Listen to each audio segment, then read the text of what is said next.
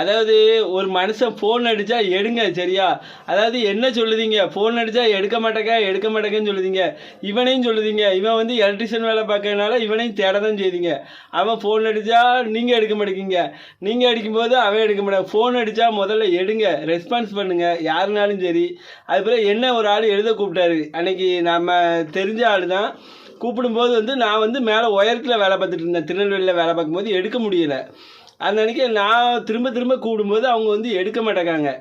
அதாவது ஒரு ஃபோன் எடுக்கிற டைம்னு ஒன்று நான் ஃபிக்ஸ் பண்ணி நான் யாருக்குமே நான் சொல்லியிருக்கேன். காலையில் 7 மணிக்கு ஃபோன் அடித்தா எடுப்பேன், இல்லைன்னா மத்தியானம் 2 மணிக்கு சாப்பாடு டயத்தில் எடுப்பேன். இடையில நான் கூப்பிடும்போது நீங்கள் எடுக்க மாட்டேங்கிங்க. அப்படியே என்ன ஆகும், அந்த வேலை வந்து கையை விட்டு போயிடும். இவனுக்கும் அப்படி தான், எனக்கும் அப்படி தான். இவனுக்கு எலக்ட்ரிஷியன் வேலை பல தடவை போயிட்டு, எனக்கும் எழுத்து வேலை பல தடவை போயிட்டு.